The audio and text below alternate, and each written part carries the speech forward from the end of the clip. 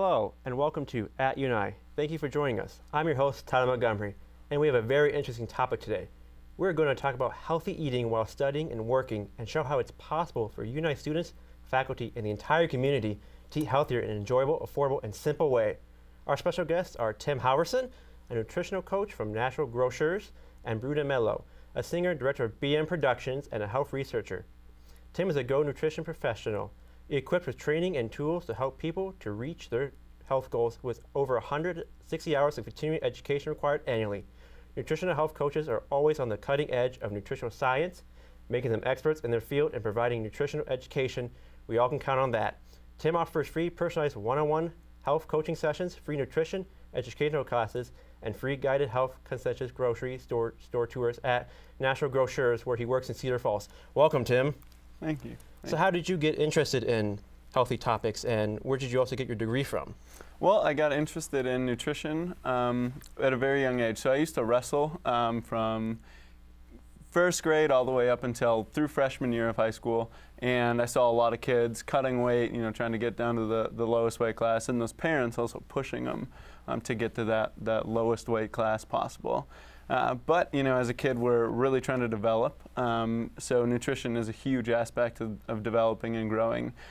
So that drove me to a passion in nutrition at a young age. I never really had to cut weight, so I didn't have to worry about it. But Lucky. That drove me to a passion at a young age. And then also I swam Division I at UW Milwaukee, and I got nutrition that way as well. So I really wanted to be able to increase my performance, swim as fast as I could when I needed to, and recover the best I could. So through nutrition, I realized that eating those nutrition-dense foods, I'd be able to perform better. But eating those junk foods, you'd feel like junk, and you wouldn't really be able to perform. So I got my degree at UW Milwaukee in nutritional sciences. Wow, that was quite a mouthful. Yeah. Just like food. Exactly, just like food. Sure. So could you explain to us how people make mistakes when eating food? Like, what are common mistakes they made? Yeah, so I would say the most common mistake I see is people eating a lot of sugar. So that comes from processed foods or ultra-processed foods. So sugar is hidden pretty much in anything we look at. So a lot of things we see in a lot of products are the sugar alcohols. So anything that ends with an OL is basically like a sugar alcohol. So the sugars, though, a lot of people do fall under the sugar sweet cravings, kind of. So they want to really get those sweet cravings, and I know I do, especially after dinner at night. That's the thing I want right after dinner. So people fall into those cravings, and they want to be able to eat that sugar. But luckily, the nature has given us those sweet cravings by providing us with fruit, which is pretty high in all sorts of nutrients, so minerals and vitamins and phytochemicals as well. Fruits are right, I guess. So speaking of sugar, why should we avoid eating certain junk foods? Yeah, so sugar, so avoid eating those sugary foods because it can cause that blood sugar spike. So blood sugar spikes are, so usually in the morning we start out with in the normal range, our blood sugar is.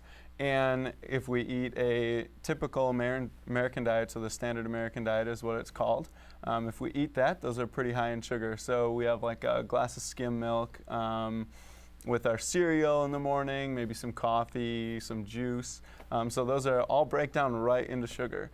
So as our bloodstream gets those, our insulin is then released, and it causes as the blood sugar spikes up out of the normal range, our insulin is then shuttled in really quick and attaches to those glucose molecules in our bloodstream and pulls them out. So, but when we're at our spike, we have brain fog, fat storage, and cravings. So if we can get that to be a normal range the whole time, we're not going to have to deal with those hormone imbalances, those brain fogs, those fat storage, and anything like that. So the glucose will just be shuttled into the muscles where it's needed instead of extra, like fat storage. I think I'm having a brain fog right now. So as a college student, and also including faculty members and our own community, how can we eat healthier but at the same time also stay busy with our lives? Yeah, so that's a common question I have. A lot of people come asking me how can they eat healthy but in their busy lifestyle. So the best way to do that is to plan. So if you're planning every single meal and every single snack, you're going to be set up for success. So if you set aside one day or maybe even 2 days to do all your meal prepping for the week, so you throw it into containers and then you freeze it. So by doing that, it gets rid of a lot of those processed foods that we have throughout the week. Because they're easy to make, the processed foods. Would you agree? Like mac and cheese, a minute or two. Yeah. Okay. Yeah. Okay. It's in the microwave. Mm-hmm. Yeah, in the microwave, exactly. So if you freeze it, if you make your food and then you freeze it, it's the same thing. You're just gonna throw it in the microwave and be like a TV dinner, but with less chemicals or preservatives or processed, less sugar in those. So that's going to be one easy way. Another easy way is to planning those snacks. So if you get hungry, where do you usually go? The vending machine, maybe get a Snickers. We always have those commercials. Yeah, so we'll grab those Snickers, but if we have those planned snacks like those nuts, the seeds, healthy fats, so maybe you have coconut or veggies with some nut butter or maybe guacamole. You can keep talking. Yeah. Try to convince me. Yeah. Those will be easy snacks to get in that'll replace that Snickers and keeping those sugars down. All right. So have you seen people who are getting better from illness by eating healthier without taking medication? Mm-hmm. Yeah. I've definitely had some clients come in who are really struggling with different sorts of health issues. So one thing is individuals are each different. So there's not a single individual that's the same as another one, even identical twins. So I'm an identical twin, but yeah, my identical twin and I are not the same. So each person needs to cater their lifestyle for themselves. So either getting that meal in, it's going to look different. So yeah, I've seen people change their lifestyle, so changing their food intake as well as their exercise, so to support their overall health and reach their goal. So it does take a while typically. Sometimes it takes maybe a week or two and they're adjusted and they're fully ready to go. Sometimes we slip up and we you crave a burger again, so you go and eat a burger. I'm craving burgers all the time. Not a big deal. You just get back up on the horse and you start to work back towards that goal again. And always having that goal in mind will help you reach that to support your overall health. All right. So could you explain the difference between a filler and fuel for food? Definitely. So a filler, it's going to be very non-nutrient dense, so it's going to look more like that Snickers bar, or the Skittles, or the hamburger. You're going to get some protein in the hamburger, obviously. Yeah, a little bit. So yeah, those filler foods, they're just going to fill you up. They're not really going to satisfy your needs. So you're maybe going to be hungry in about an hour, maybe half an hour. So yeah, you could eat another one, and then you're just going through that cycle again. And with that blood sugar roller coaster, you're gonna kind of keep riding that.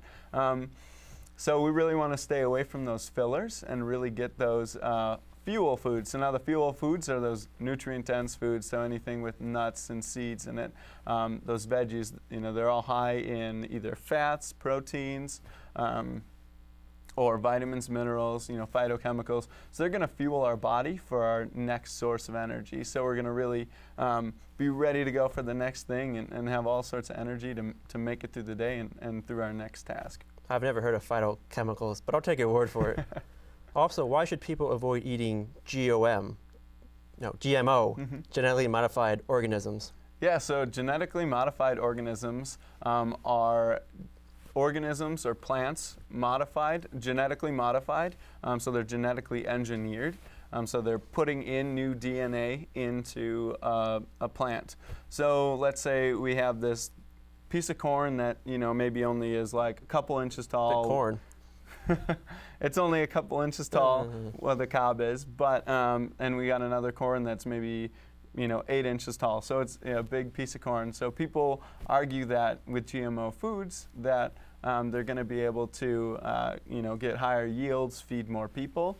But through testing, they've realized that most GMO foods are actually genetically modified for more herbicide and more pesticide use. So they have the pesticides in them, and so we don't have to apply as many pesticides. They're more pest resistant. So the farmers don't have to worry about those pests getting in. And for the herbs, they're more willing to adapt, so they don't have to. You can spray as much herbicides on, as much herbicides on them as you want, and it's not going to change the makeup, or it's not going to kill the corn, but it'll kill the other weeds that are stealing those nutrients from them. So at Natural Grocers, we carry 10,000 organic products, and then we also carry 9,000 GMO or non-GMO products as well. So yeah, we're pretty proud to carry all of those products. Maybe I'll start shopping there from now on. Sounds good. So what are some tips you could leave us with for attempting to start out with buying healthier foods? Yeah, so some tips that I have, obviously I already mentioned planning, so that's going to be the biggest tip, finding foods that you like. So sounds like yeah, you like the burger a lot, so maybe maybe you have it without a bun or something like that instead. So yeah, having a plan. So planning your meals ahead of time, planning your snacks ahead of time, as well as planning those snacks and finding things that you like. So that's going to be the biggest thing, to find things that you like. And having a support group is also pretty important. So if you're trying to do it by yourself, it's going to be a lot harder than if you have someone else holding you accountable or helping you through it as well. So those are a few of the biggest tips that I would have for staying focused and trying to meet those overall goals to support overall health.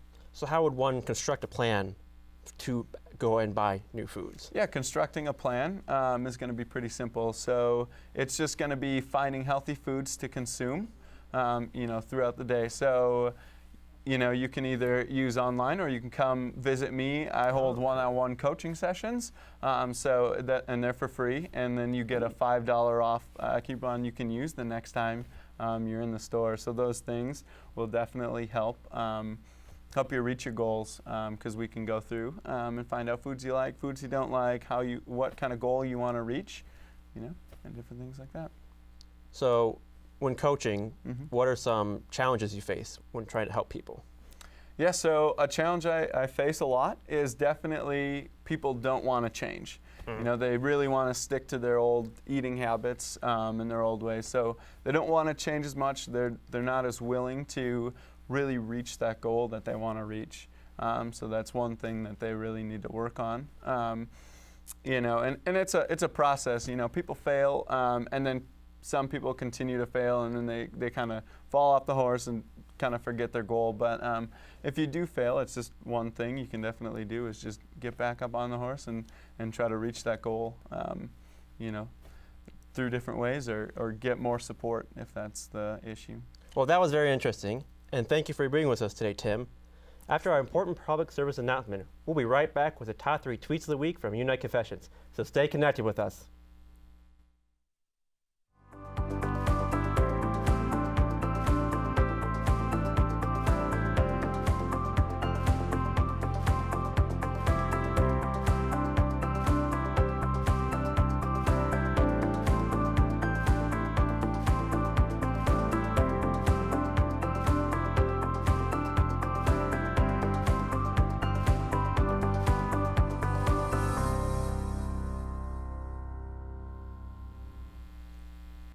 And now, get ready for our top 3 tweets of the week. Number 3, where does one go to send a package? If it's a cool gift, you can send it to me. Number 2, where is a cheap, good quality place to tan in Waterloo or Cedar Falls? You can go to George Wythe Park that is free and a toast in the sun there. And number 1, does UNI have any clubs over the summer? I'm not sure, but I'm open for invitations. We'll be right back after another short break with a quick, yummy, and healthy recipe. Stay tuned.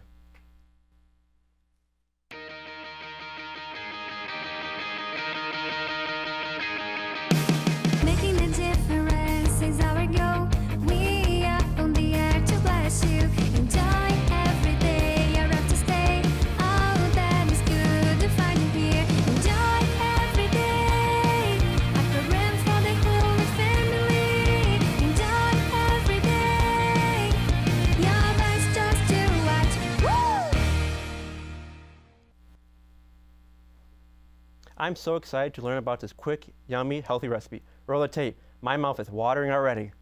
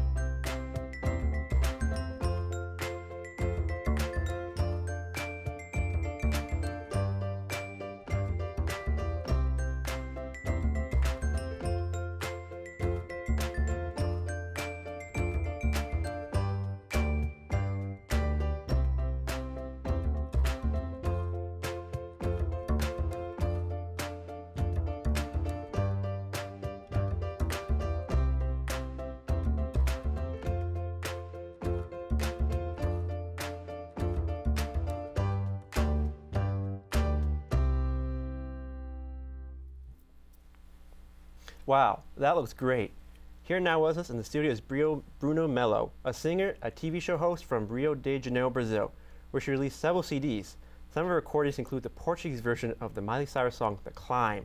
She moved to the U.S. in August of 2015 and currently is taking and continuing educational classes at UNI, releasing her book called Healthy Living, which is one of the segments on her web TV show, Enjoy Every Day at brunamelo.com. Welcome, Bruna. Thank you for having me. So tell us, how did you get interested in these health-related topics, and when did you also start researching them? Well, everything was going fine in my life. I was going to start a tour with my new CD that I had just released in Brazil at that time. And then I suffered a horrible sledding accident in January 2014 Sorry. that made me struggle with so many health issues. And I am living proof that only God has the last word in any situation. So I plan to have this story told in a short film to encourage others with a message of hope. But after my recovery, I started interest in research about healthy topic related, and I just felt that I couldn't see life in the same way I was seeing before. So I figured out that our greatest asset is our health. So yeah, so it's when I started researching about this, and in order for me to complete the CIP, the Cultural Intensive English Program at UNI, because English is my second language, so I had to choose a topic to write for my research paper. I had to read a lot of peer-reviewed academic articles and journals and periodicals and other publications.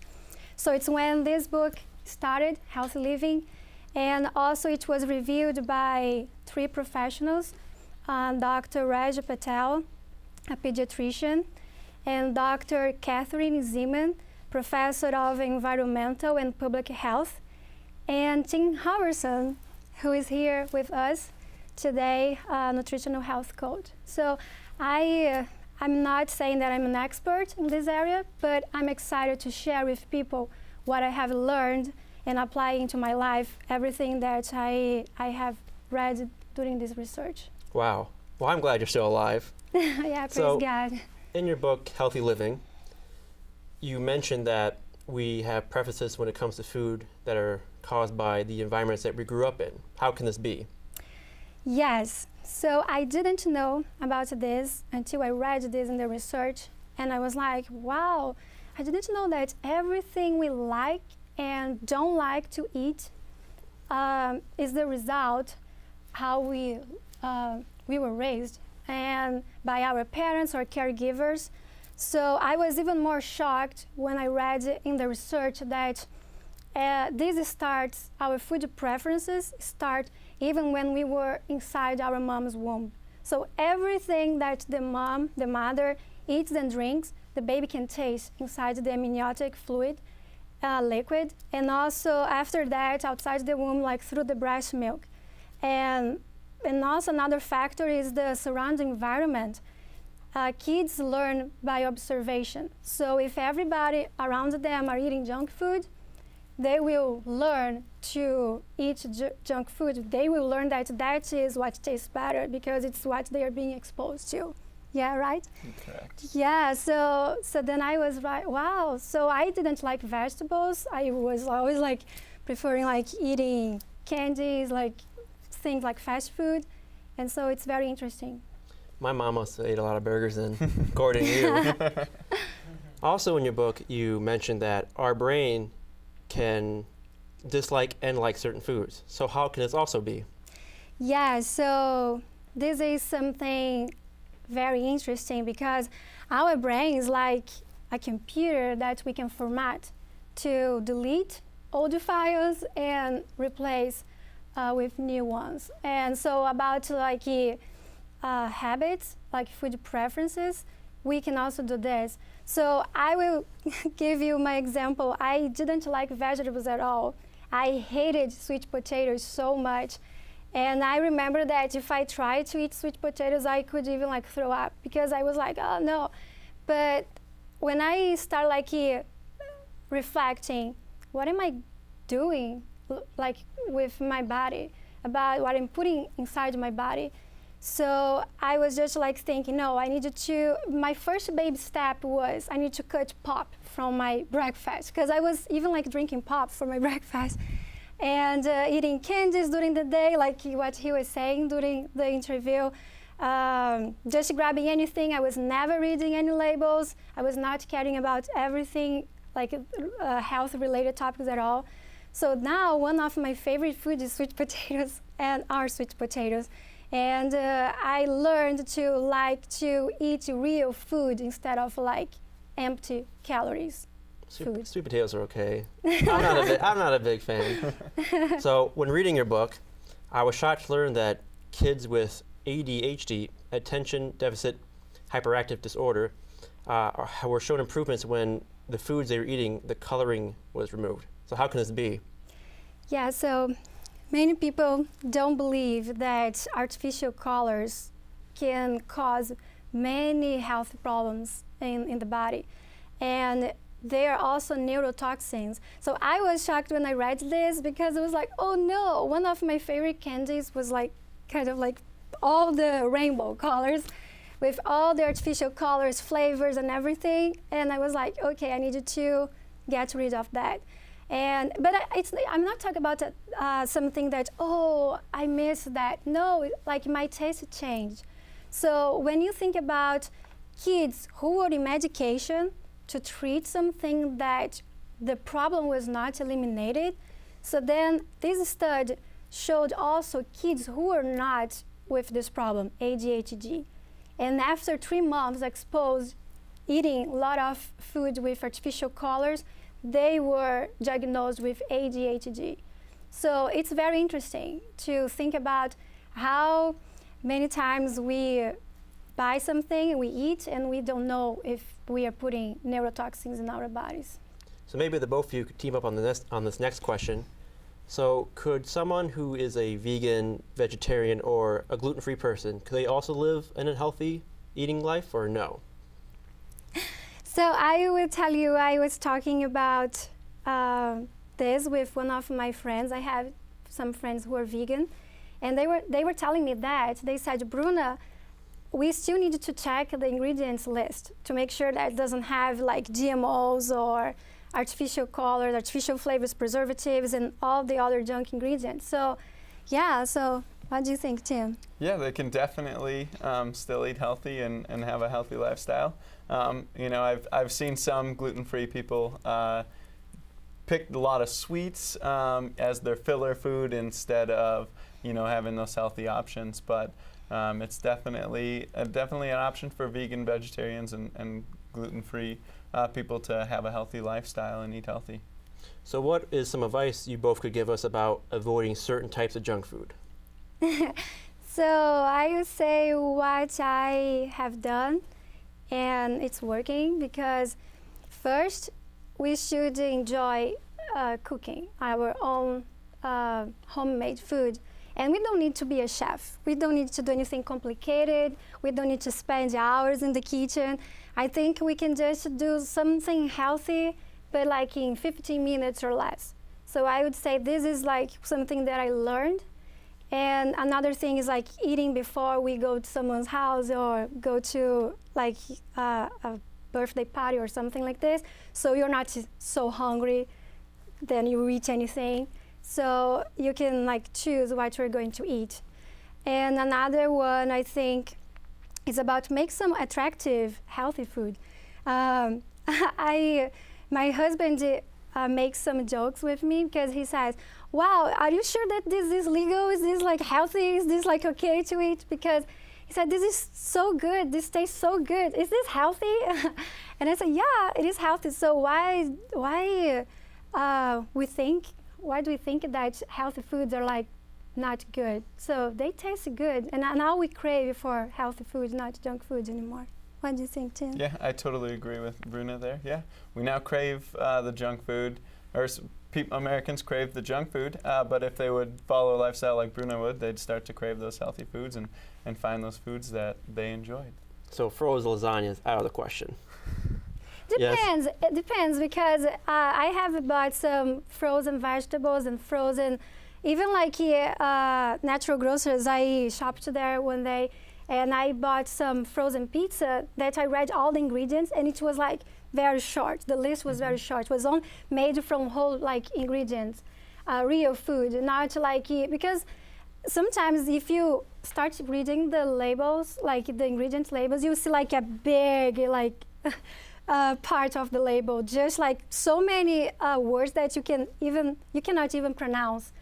But if you can pronounce those words, it's like little, it's like less words to read. So then I think it's something that, yeah, I'm not saying that we should eat pizza all the time, but if we want to eat pizza or a healthy hamburger, yeah, something like this. Yeah. So what are some messages you could leave for our audience from the both of you? First, I would like to say I thank God for the opportunity to study at UNI, University of Northern Iowa, that has great professors. And I want to say thank you to Professor David Shields, Professor Francesca Swans, Dr. Chris Martin, Professor Torrey, and in special Professor Philip Hopper, for all his office hours and attention in all this project. And also want to say thank you to my husband for all his support and for cheering for me in everything I do. And if someone would like to access this book, Healthy Living, it's available in my website, brunamelo.com, for free download. And yeah, and I also like one more thing is if we take care of our cars that we know that one day we'll sell them and to buy another one, we should even take care of our bodies better because we cannot buy another body. We need to live in the same body our entire life. Okay. Do you have any last words? Yeah, I've heard that from multiple people. We only have one body, so take care of it. A lot of the older folks come in and they're like, you need to take care of your body now. So yeah, I totally agree with Bruna, and eating healthy and making those healthy choices will help with that. Well, I would like to thank you both for showing up today, and thank you so much for watching at UNI. We'll be back with some more interesting topics for you next time, and thank you and good night.